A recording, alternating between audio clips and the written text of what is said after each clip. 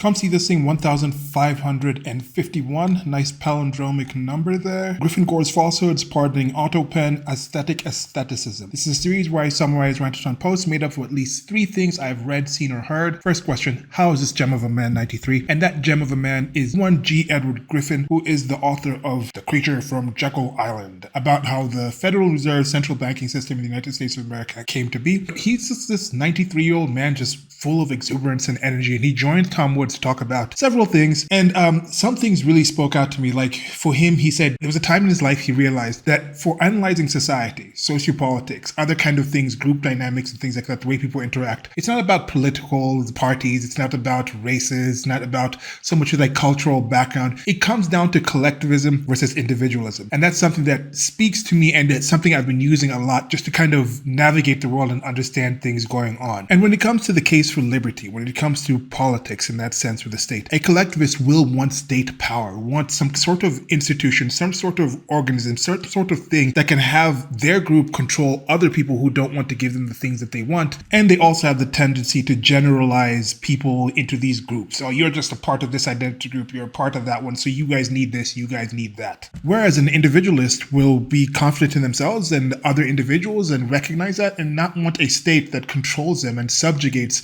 their own needs and wants to that other group. They also, as individuals, don't think that what they want, what they like, what they desire is the same as what everybody else or what a group of people does. So they don't want to have a situation where one person can have power over even one other person, let alone massive groups like that, unless it's completely willing. Griffin has that sort of energy and outlook, that joie de vivre that I am hoping to have in my life. I remember about a decade ago, I was talking to a friend of mine and something came up and they were like, oh, I'm the same person. They were like in their 20s at that time, as I was when they were like 10. I'm like, that is creepy. But the next question, do conflicting narratives keep America in a state of division? I believe problems occur not because of what X is, but rather how we define X. And in that case that I mentioned with a friend, maybe they had the same similarity in a different sense. I don't know. I didn't actually plumb deeper. Maybe I should go and ask them. But here's a simple example. Imagine you're at the gym working out and then your gym crush is leaving and you decide to talk to them and you say, oh yeah, you hit it off. And she's like, yeah, do you want to meet at 6 tomorrow to have some cardio before we work out? You're like, yeah, I'll be there. She shows up 6 in the morning. You're not there. She sends you a text. You send it back. Oh, I thought you meant 6 p.m. Turns out she's from a military family. She's been using the 24-hour clock since she's a kid, and she thought 6 a.m. in the morning. That's a minor issue, but in this section, there's the Emily Jashinsky After Hours thing where they discuss these 2 different headlines about Biden kind of admitting that he did not actually approve all the actual things that were signed by Autopen that could have ramifications about just people's perceptions about society. The last question, when does chasing aesthetics borrow from our future? In the previous section, Jashinsky also talked about Lena Dunham, who seems to be somewhat downtrodden from how she views her life going on, the struggle she's going to against issues in society. And then in the first section, you have Griffin, who also sees issues in society, but he seems to be more invigorated by his drive to combat those things and change things. And along with the videos featured in this section about men using steroids that makes them look older, or young Gen Z women doing some makeup or looks aesthetic that makes them also look a lot older, made me think about how physical choices and mental perception of the world affect how we age. I was thinking this was just aesthetics rhyming again, but then I'm wondering, did teens from the 70s look a lot older than they actually were, or